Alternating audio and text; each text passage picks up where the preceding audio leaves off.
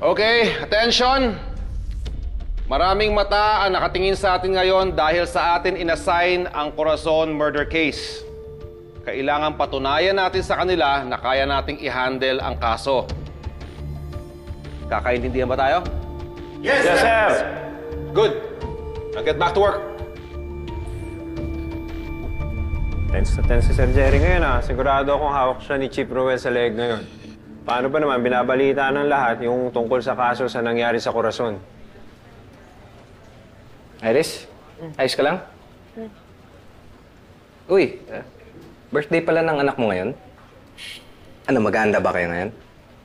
Meron lang kaming maliit na surprise birthday dinner para sa kanya, kaya maaga ako uwi mamaya.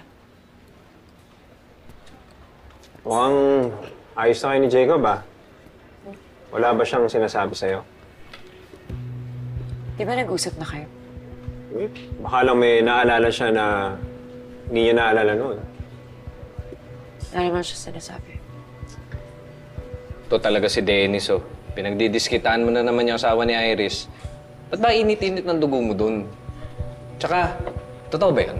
Yung sinabi mo kay Iris dati na ayaw mo yung asawa niya? Anong kalkalin yan? Magtrabaho na lang tayo. Ang dami pa natin kailangan gawin.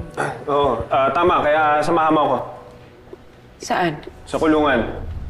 Kakausapin natin yung taxi driver.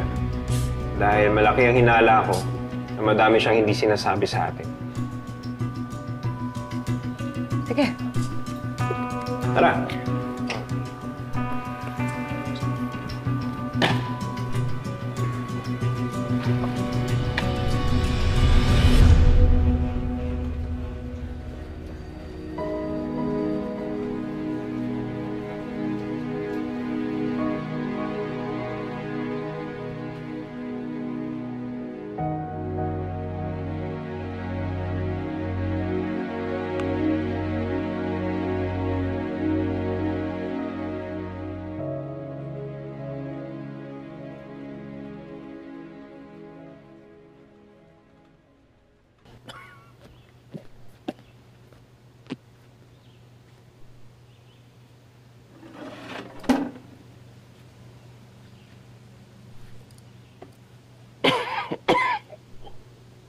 Naalala mo pa ba ako? Jacob! Reporter ako, Noel. Pero meron tayong common friend. Siya yung nagpapunta sa akin dito. Tinutulungan ko siyang hanapin kung sino talaga yung kasabwat ni Abel.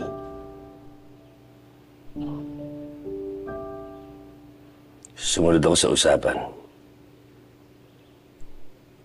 Hindi ko siya nilaglag. Ibig sabihin, wala pa siya nagagawa. Ginagawa namin lahat na makakaya namin.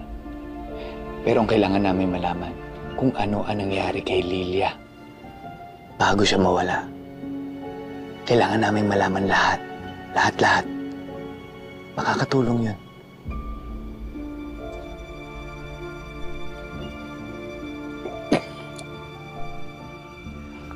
Rico! Oh. Ginagawa mo dito?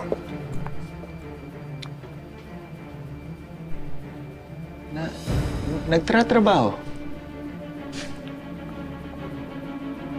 Di ba ako yung naglabas ng kaso tungkol dun sa pagpatay sa Corazon? Pwede ba namang wala akong exclusive kay Noel?